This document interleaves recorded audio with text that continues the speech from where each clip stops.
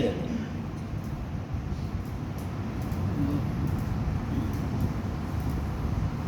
آپ نے فرمایا کہ ایک زمانہ آئے گا لوگوں کے پاس ایک سال کا کھانے کو موجود ہوگا، پھر بھی وہ فقر سے ڈریں گے۔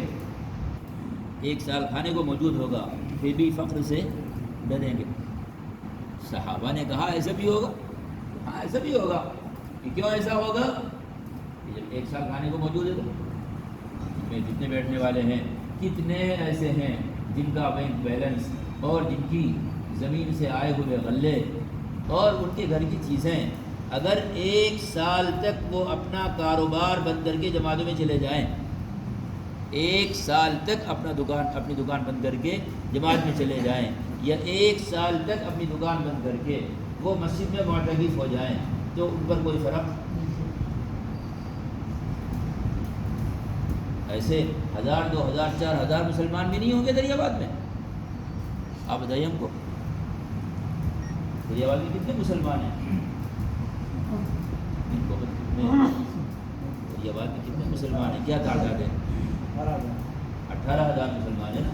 تو کیا 18,000 میں 12,000 بھی ایسے نہیں ہوں گے کہ اگر ایک سال وہ اپنی دکان بند کر دیں تو ان کے یہاں فاقہ نہیں آئے، اتنا ان کے پاس موجود ہے بینک میں اور یہاں اور وہاں، ان کے پاس اتنا موجود ہے کہ اگر وہ ایک سال کو مسجد میں معتکف ہو جائیں، یا ایک سال کو جماعت میں چلے جائیں، یا ایک سال کسی عالم کے پاس صحبت میں رہنے کو طے کریں، تو ان کے پاس فاقہ نہیں آئے۔ کیا 12,000 مسلمان بھی ایسے نہیں ہوں گے؟ 12,000 لوگ بھی ایسے نہیں ہوں گے؟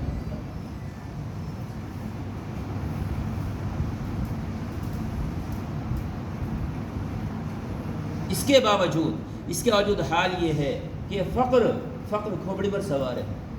یہ فقر کیوں سوار ہے؟ یہ مال کے نہ ہونے کی وجہ سے نہیں سوار ہے، یہ دل اور دماغ کے بیمار ہونے کی وجہ سے سوار ہے۔ دل اور دماغ کے بیمار ہونے کی وجہ سے سوار ہے۔ دل اور دماغ کے بیمار ہونے کی وجہ سے سوار ہے۔ ایک لامتناہی سلسلہ ہے خواہشات کا، کہ ایک کمرے کے بعد دوسرا کمرہ، دوسرے کمرے کے بعد تیسرا کمرہ، اس کے بعد ایک گھر کے بعد دوسرا گھر، پھر یہ اندر ہے باہر ہونا چاہیے، اور یہی تماشے ہیں۔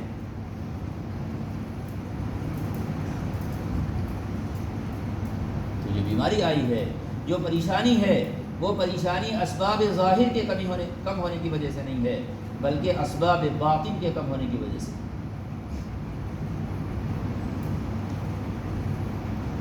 اس لیے عمرو ابن عاص کہتے تھے،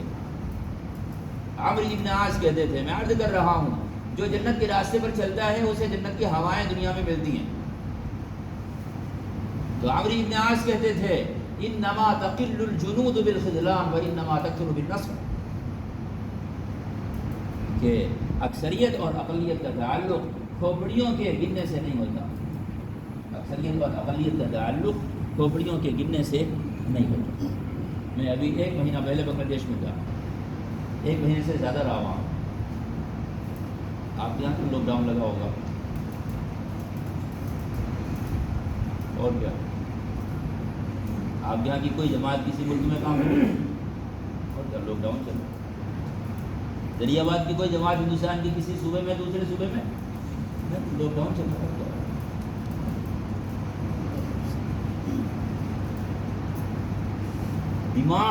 دماغ پر لاک ڈاؤن ہے، دماغ پر اور دل پر، زمین پر نہیں ہے۔ خیر، مجھے وہاں ایک عالم ملے، بڑے عالم ملنے کے لیے آئے مجھ سے بیچارے، تو مجھ سے کہنے لگے وہ کہ کیا حال ہے مسلمانوں کا ہندوستان میں؟ تو میں نے پوچھا آپ کیوں پوچھ رہے؟ حال پوچھنے کی وجہ آپ کیوں پوچھ رہے؟ کہنے لگے ارے وہاں ہندو زیادہ ہیں مسلمان تھوڑے ہیں اس لیے ہم پوچھ رہے۔ تھوڑے زیادہ سے کیا ہوتا؟ میں نے ان سے عرض کیا کہ عمرو ابن عاص فرماتے تھے کہ اقلیت اور اکثریت کا تعلق گنتی سے نہیں ہے، اکثریت اور اقلیت کا تعلق گنتی سے۔ میں یہ بات اس لیے کہہ رہا ہوں کہ اللہ نہ کرے ایک مسلمان ہندوستان میں رہ کر اپنے کو اس لیے کمزور سمجھے کہ ہم اقلیت میں، یہ کمزور ہونے کی وجہ نہیں ہے، یہ کمزور ہونے کی وجہ نہیں۔ عمرو بن عاص نے فرمایا کہ اقلیت میں وہ آتا ہے جس کے ساتھ اللہ کی مدد اٹھ جاتی ہے، جس سے اللہ کی مدد، اور اکثریت میں وہ آ جاتا ہے جس کے ساتھ اللہ کی مدد ہو جاتی ہے۔ تو اللہ کی مدد ہے تو اکثریت میں ہو، اور اگر اللہ کی مدد نہیں ہے تو اقلیت میں ہو۔ اکثریت اور اقلیت کہتے ہیں اللہ کی مدد کے مل جانے کو اور اللہ کی مدد کے اٹھ جانے کو، اس کو کہتے ہیں اکثریت اور اقلیت۔ یہ ہم نے عرض کیا کہ جب آدمی جنت کے راستے پر ہوتا ہے تو اسے ایسی بات اللہ کی طرف سے سمجھائی جاتی، یہی بات قرآن میں ہے، کم من فئۃ قلیلۃ غلبت فئۃ کثیرۃ بإذن اللہ، کتنی چھوٹی جماعتیں ایسی ہیں جو بڑی بڑی جماعتوں پر بھاری ہو گئی، بھاری پڑ گئی، کتنی چھوٹی جماعتیں ہیں جو بڑی بڑی جماعتوں پر بھاری پڑ گئی۔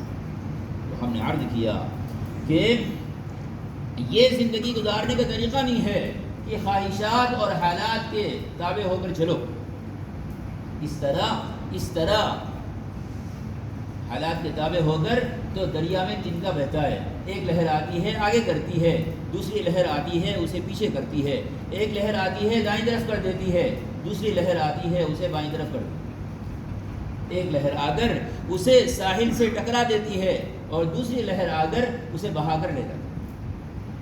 اس طرح تو تنکا دیتا ہے، مرد اور مسلمان اس طرح دیتا ہے۔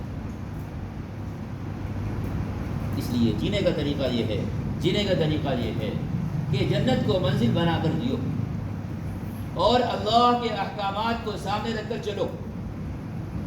میں صرف اتنی بات عرض کرنا چاہتا ہوں کہ اس بات کو طے کرو کہ ہر حال میں اللہ کے حکم کو پورا کریں گے،